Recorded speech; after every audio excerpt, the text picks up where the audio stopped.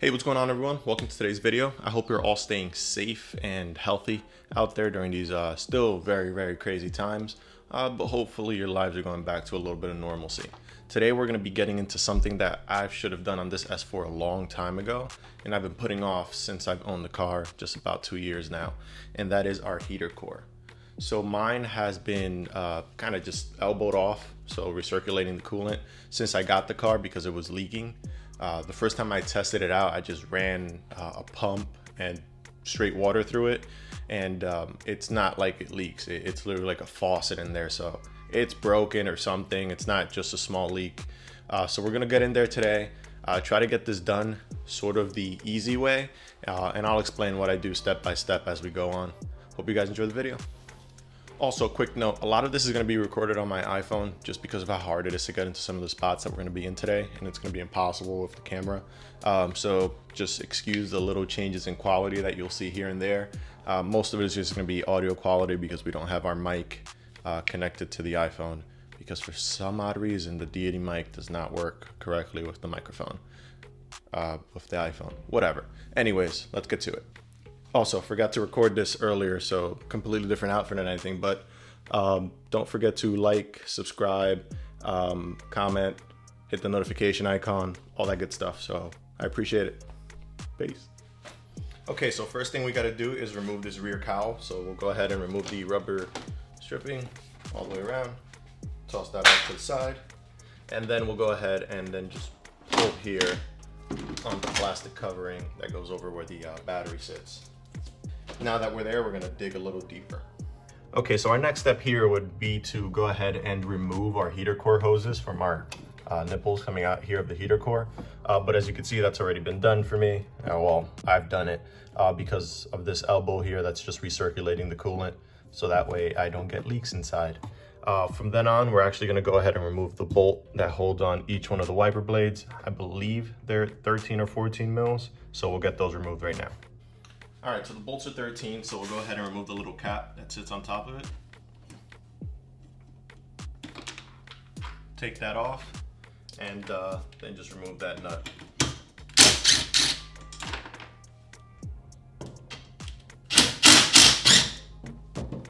I lost the little cap that goes on this end, so if anybody knows the part number or where I can get this, definitely let me know. Okay, and because I've never done this job before and I'm not familiar with the hardware and everything, you know, that we're gonna be taking off, I'll be using the little baggie, labeling it and putting the hardware inside, so that way I know exactly where everything goes and I don't lose track of anything. Definitely recommend you guys do this so you don't have any extra hardware when we're done with all this. From there, we will go ahead and remove the wiper blades, which is just a process of lifting them up a little bit and then trying to finagle them. So it's not easy. I find it easier to push down here while pulling up here, and then that'll kind of break it loose. It'll take a bit of time to get.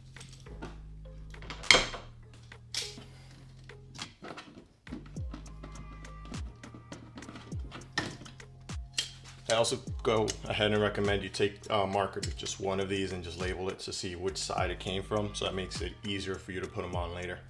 Now we go on to removing this little rain tray here. So these on a lot of these cars are just broken, so you might not even have to really deal with taking it off. But what you have here are some Phillips head plastic screws, and what these do is there's a little clip inside, and these rotate it on and off.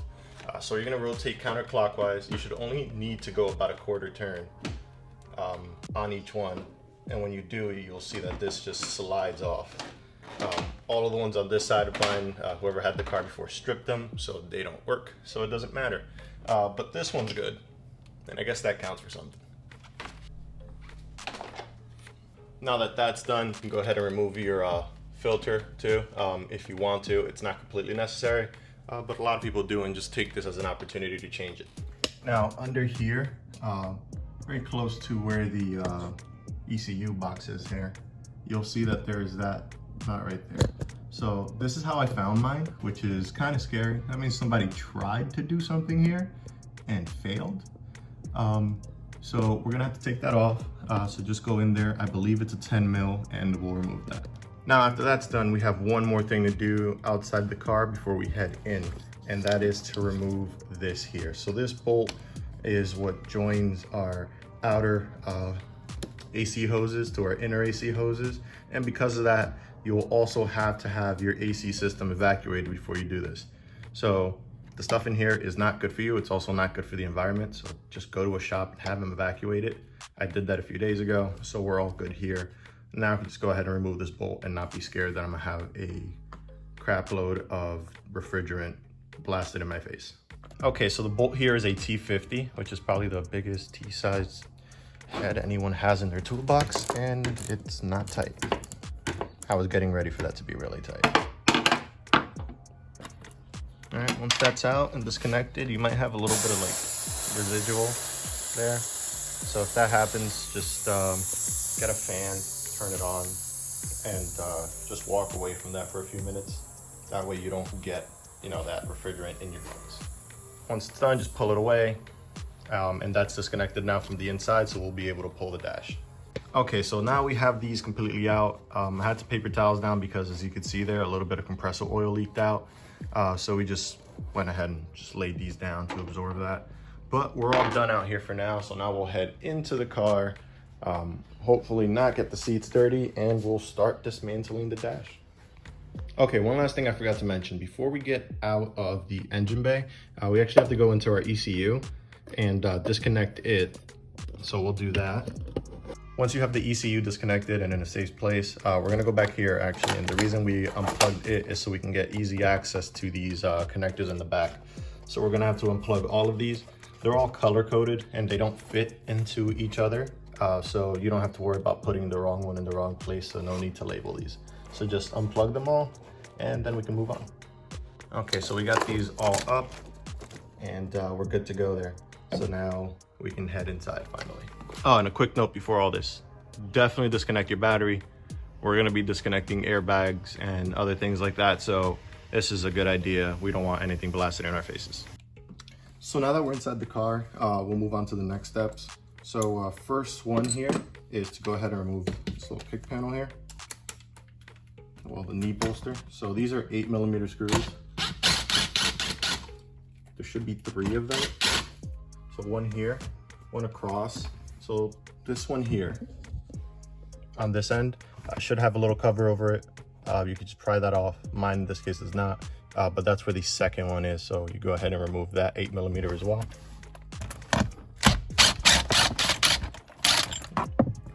So both of those dropped out. Now the third one is behind this. So you'll pry this off. Mine comes off really easy because it only has 2 of its clips. And this is the last one there. So we'll go ahead and remove that.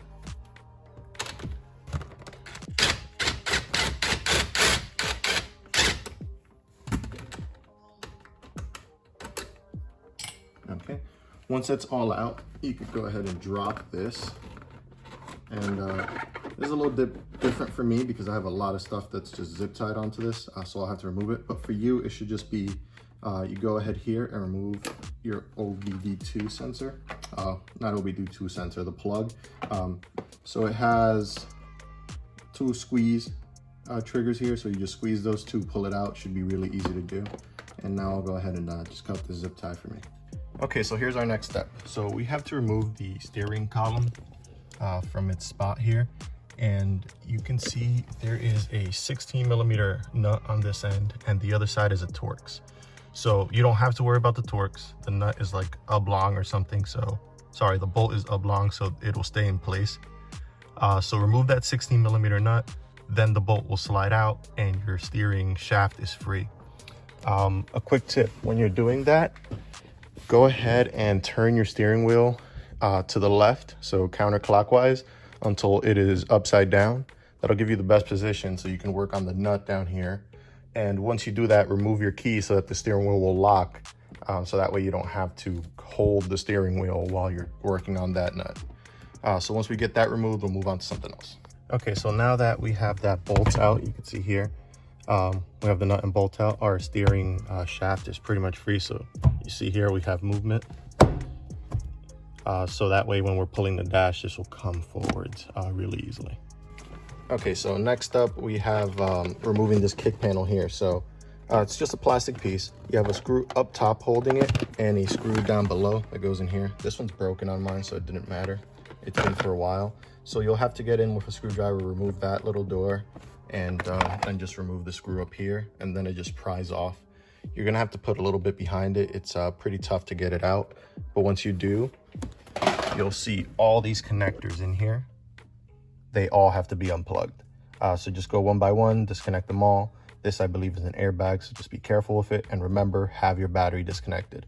And once we go ahead and remove all of these, we'll move up here and remove all these wires from these terminals. So every single one of them. Make sure you take a picture or whatever it be of this so you know exactly where each one of them goes, or label them or whatever it be. Make sure every single one is out, and then we'll move on from there. Okay, so up here, I went ahead and removed all these wires, but before I did that, I went ahead and numbered each one of the terminals.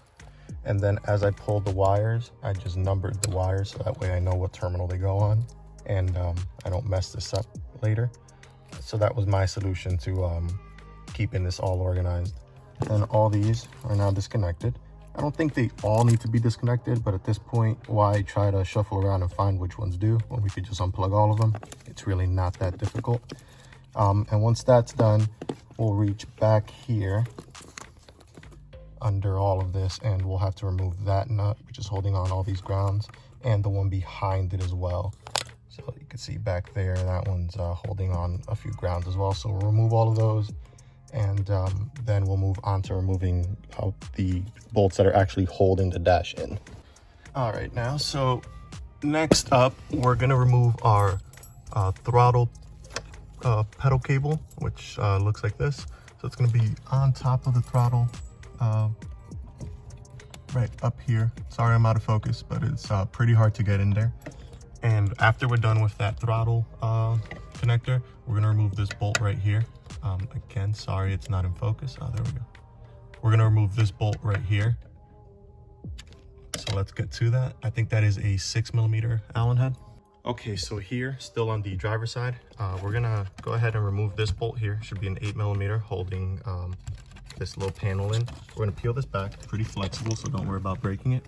And under that, you'll see we have 2 more 8mm bolts. We'll go ahead and remove both of those there as well. Next up are these 2 16mm bolts. So we'll go ahead and get those 2 removed. All right, so we're just about done on the driver's side here. Last thing we gotta do is come up here because I forgot to do something. And we're actually gonna remove these 2 connectors here. One is for our brake and the other one is for our clutch. So it's just sensors up here to see when they're being depressed. You can see the connectors right up here. So we'll remove those 2. And with those 2 now removed, we are done on the driver's side. So we're gonna make our way over to the passenger side and start removing everything there. So first thing we have to do here on the passenger side is remove our glove box here. So we'll just squeeze on either side there. That gets that out of the way. And then with the glove box down, we could go even further and go ahead and remove it, but I think we're gonna leave it in place here. So we won't touch these 2. But then from then on, we gotta get a pry tool and get in here. Now with our pry tool, we're gonna go ahead and just pry this off. This one's in much better condition than the one on the driver's side because no one ever touches it because there's no fuses. So now that that's out, we have this bolt here that needs to come out. So we'll get that out of the way. After that bolt, we can move down here and you'll see we have another one of these little doors here. So we'll pry that off, and in there is a Phillips head screw that we'll have to remove. So we'll go in there, and once that lower bolt is removed, we can head up to the one up top, which you can see right here. So we'll go ahead and remove that Phillips as well, and then we can remove this kick panel.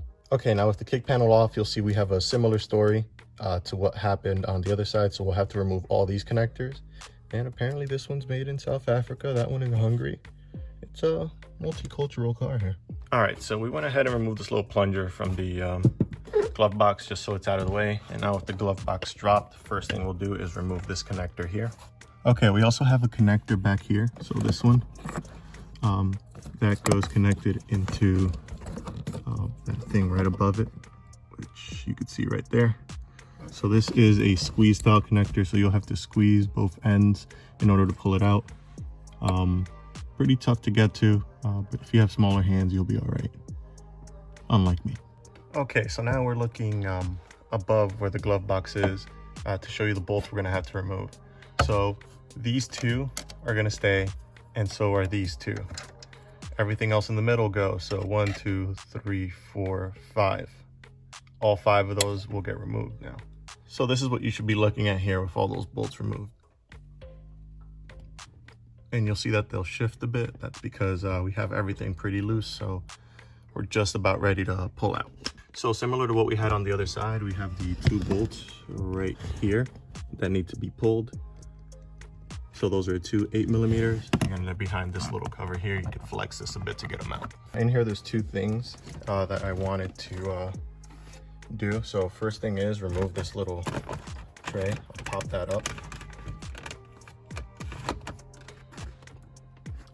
Okay, so there's another thing I wanted to get done in here before we go ahead and pull, and that's to remove our shifter surround here. So go ahead and pull that, pull up on this, get that out of the way.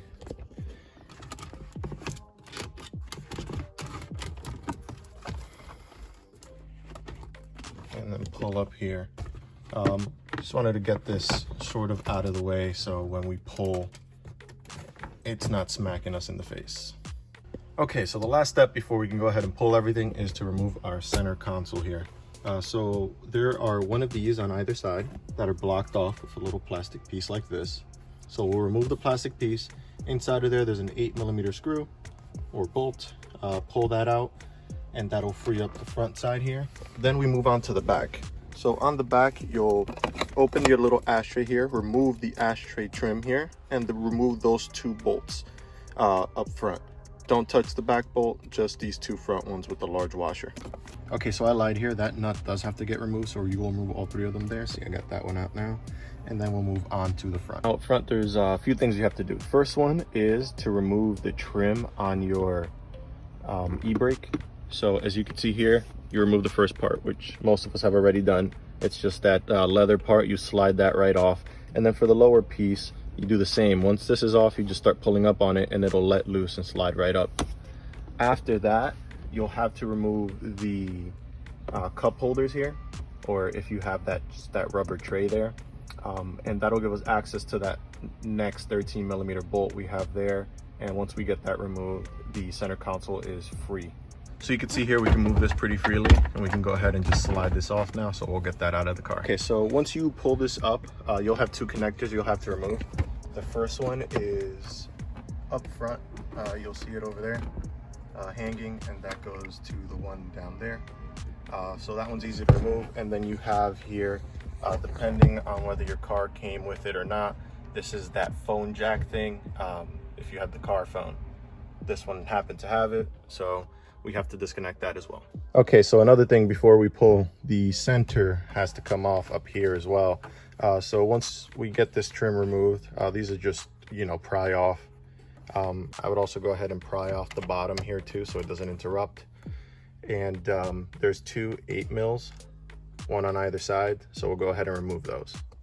Now we have the radio out, and if you have an OEM radio, you'll have to get the keys and put the keys top and bottom to slide the radio out. I have an aftermarket unit, so it just pulls out and it's held on by these clips. So it's very easy. But once you have the radio out, there are 6 more screws that you'll have to pull out. So 1, 2, 3, 4, 5, 6. All 8mm, all of them will have to pop out.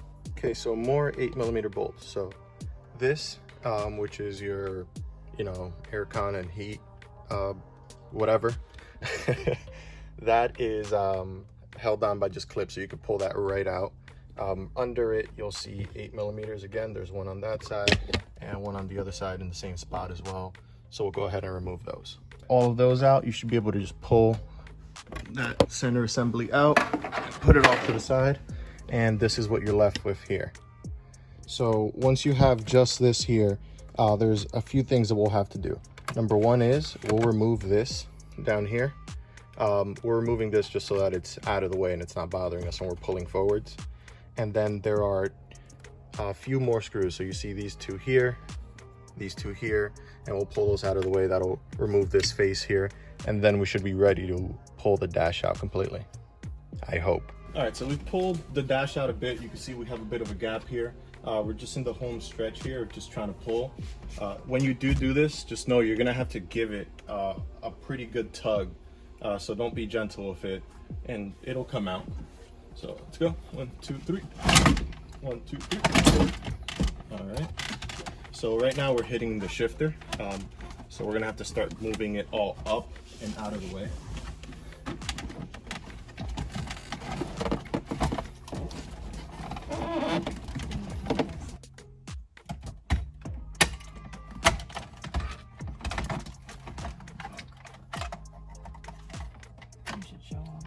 Okay, so on the back of this, which we did have to remove, there are all these connectors. So you have the two up top, which are a pain in the ass to remove. You're gonna have to pry them off pretty hard, so don't be scared. Then you have all these at the bottom, which you'll have to reach in through the little gap that you have here to remove.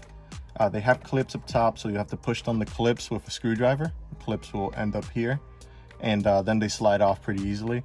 So once you have these two and these all off, then the last one is this. This one, they give you a pretty good amount of room, so you could pull that one out very easily once you have this pulled halfway out of the car. And now with the climate control unit out, we should be able to just pull this out completely, I hope. And that should give us enough clearance to pull the dash out.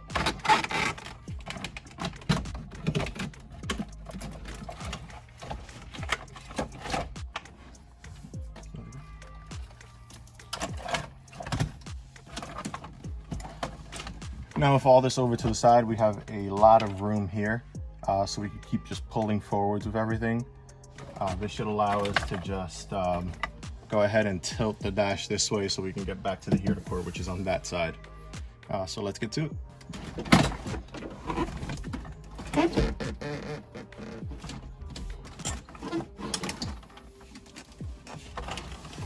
Okay, so right here we have the dash as far out as we want it to be.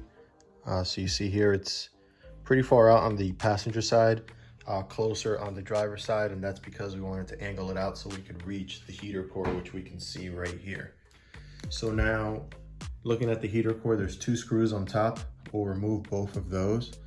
Once we remove both of those, we'll go ahead and remove the heater core, pull it out, and get the new one in.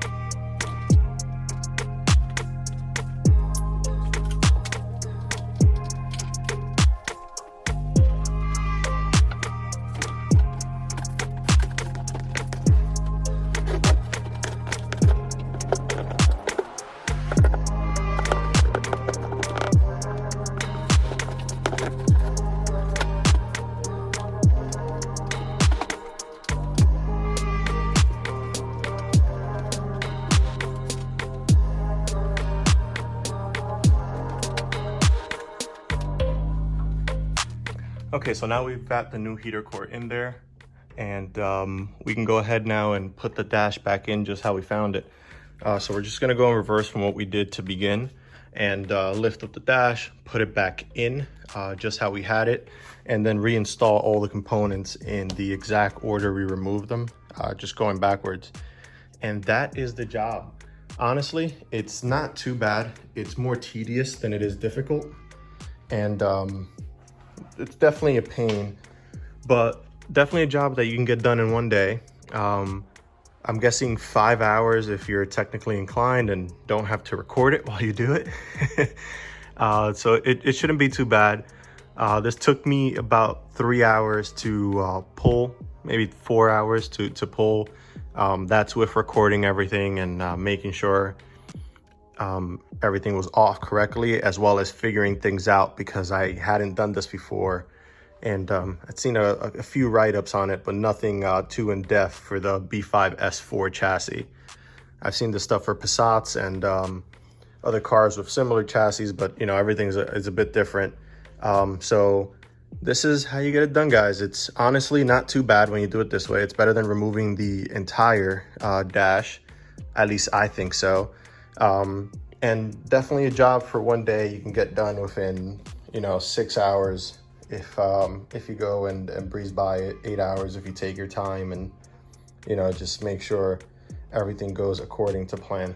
Okay, so it's a few days later and everything worked out. So we have heat. The dashboard went back together. I have no codes. Everything works fine. And I definitely wanted to do that before I went ahead and finalized this video. So just want to let you guys know everything worked out fine. The heater core is working fine. I have heat for the first time in 2 years in this car. So I want to thank you all for watching the video. If you have any questions on anything that happened or you need help with this, just definitely let me know in the comments or hit me up on Instagram at QuattroS4, just like the Instagram channel spelled. Also, after you complete this job, you will end up a few dollars richer than you were because you're going to find a crap load of change. So after counting it all, it's like $3. So, I mean, $3 for 6 hours of work, I'll take it. Not bad pay, right? But anyways, I'll catch you guys on the next one. I appreciate you watching. Please don't forget to like and subscribe. Peace.